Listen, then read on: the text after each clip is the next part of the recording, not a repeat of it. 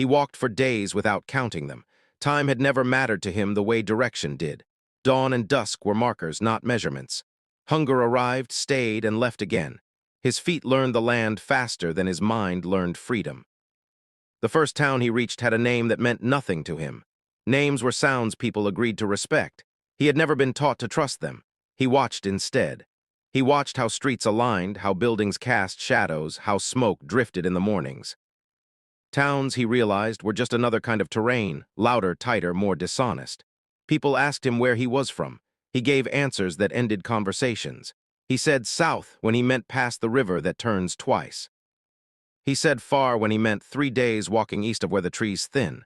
They nodded anyway. Most people did not want truth. They wanted familiarity. Work came easily. Directions always did. He guided wagons. He helped farmers find lost fences. He showed men how to reach places they had lived near their entire lives without ever understanding. When they asked how he knew, he shrugged. Shrugs were safe. But war does not end just because papers say it has. It lingers in roads half destroyed, in bridges repaired wrong, in men who still think in formations. Soldiers without uniforms still moved through the land, still argued with maps, still got lost.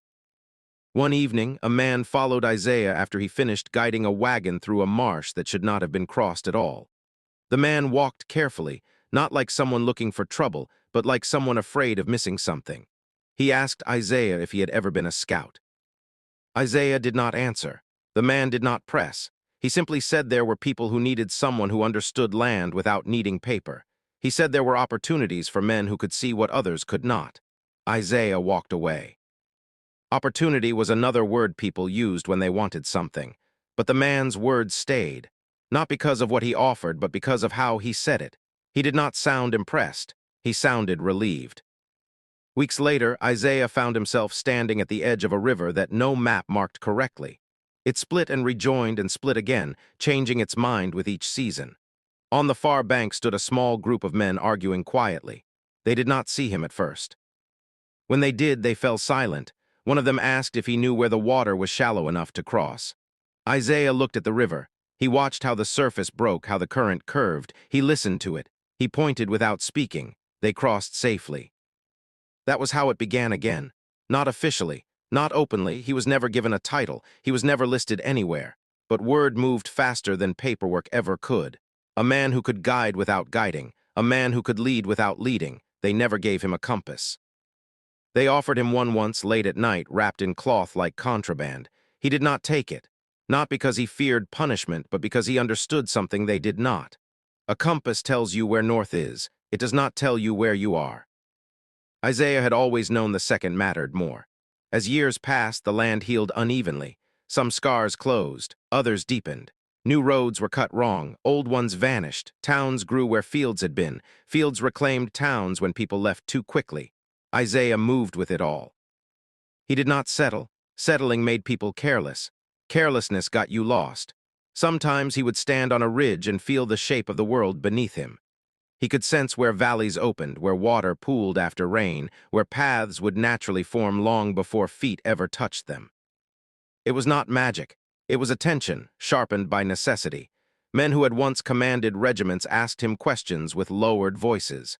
Men who had never questioned anything in their lives waited for him to finish speaking before deciding what to do. None of them thanked him properly. Gratitude was another thing people rationed carefully. There were moments, quiet ones, when Isaiah wondered what might have happened if he had been allowed paper as a child. If someone had taught him symbols instead of silence. If his mother's stories had been written instead of whispered. But those thoughts led nowhere useful. The world was not built on what might have been. It was built on paths taken without permission. One winter, a group of men tried to trap him into staying. They spoke of contracts, of regular pay, of respect. They said they wanted to formalize what he did. Formal things could be owned. He left before morning. Years later, a book would be published describing a campaign that succeeded against all odds. It would credit clever generals and bold maneuvers. It would include maps, clean, confident, wrong in small but important ways. Isaiah would never see the book, but if he had, he would have noticed something familiar. The paths they took, the routes they avoided, the way the land was finally listened to. He grew older without becoming slow. His steps shortened, but his awareness widened. He did not need to walk every place anymore. He could feel distance without crossing it. He could imagine terrain he had never seen and be mostly right. Children sometimes followed him, curious about the quiet man who never seemed lost. He taught them nothing directly. He asked them to watch shadows, to notice where water lingered, to listen when birds went silent. Some understood, most did not. That was enough. One evening, near the end of a road that had once been a riverbank, Isaiah stopped walking. Not because he was tired, but because the land told him to. He sat. He watched the sky rearrange itself one last time. The same star still held its place. He smiled just slightly. He had never held a compass. He had never needed one. The world had tried to deny him direction his entire life. And still, he had known exactly where he was.